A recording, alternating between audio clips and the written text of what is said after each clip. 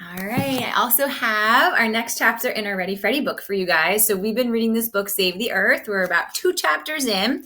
Our first chapter was, let's take a look.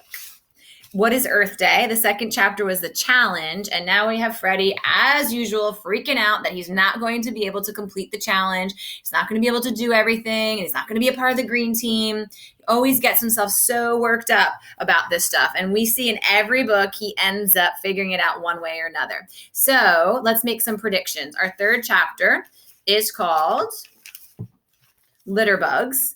And as we go through, knowing what the problem is, knowing what he has to do, how do you think, or who do you think is going to help him resolve this problem or solve this problem? What do we typically see as a pattern in the Ready Freddy books? Robbie or Jesse is always there to help him, and Susie. But what happens when Susie helps him? What does she always do? Always.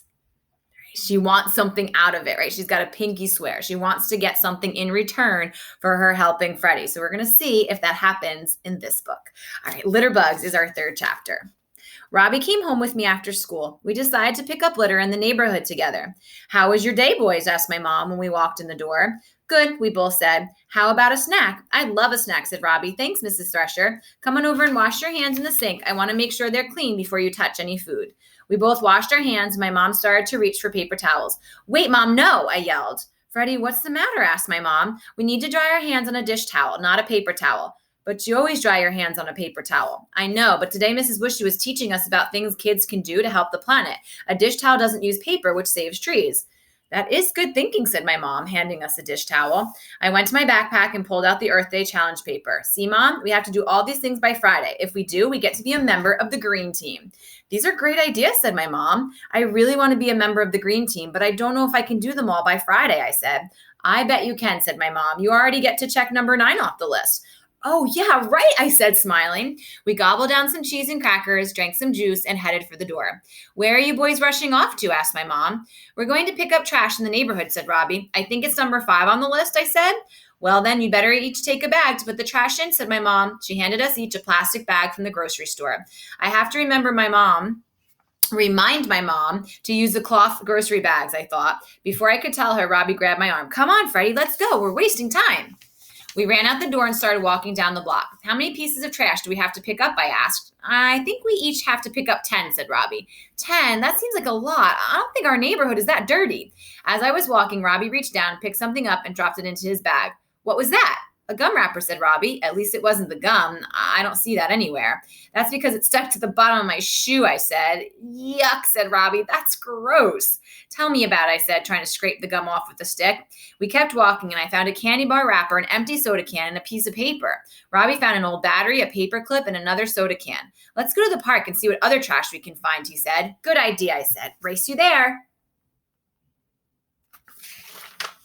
We took off like rockets with our bags of trash flying out behind us. I beat Robbie by a hair. Beat you, I said. Just barely, said Robbie. I still beat you, I said, smiling. We walked around the playground at the park. Robbie found a sandwich bag, a straw, and a plastic fork. It looks like somebody finished their lunch and just dumped the trash on the ground. And look, I said, the trash can is so close. It's right over there.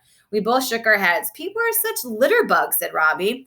I walked over to the basketball courts and found a juice box, a water bottle, and a granola bar wrapper. I found 3 more pieces of trash right here, I said.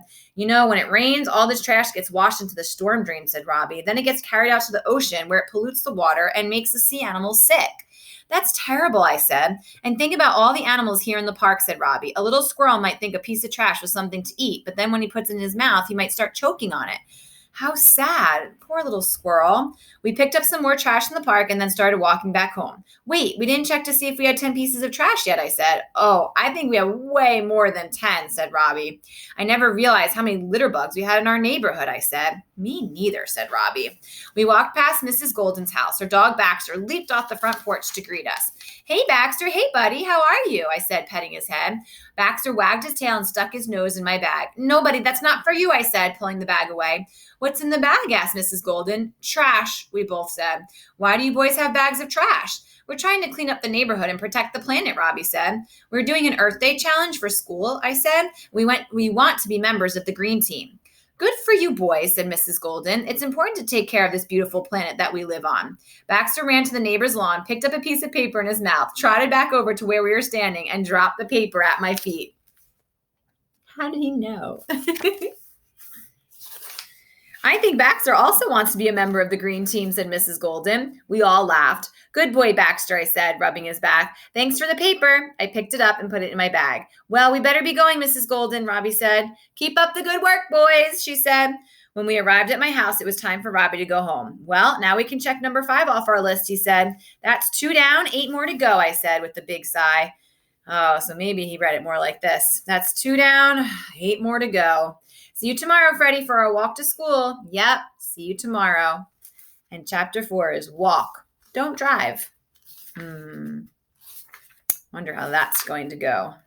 I have a feeling that since Freddy's not taking the bus or being driven to school, that Susie's going to have to do that as well. And I don't think that she's going to be very happy about it. So we'll have to see what happens. All right, I will see you next time for chapter 4. Bye, guys.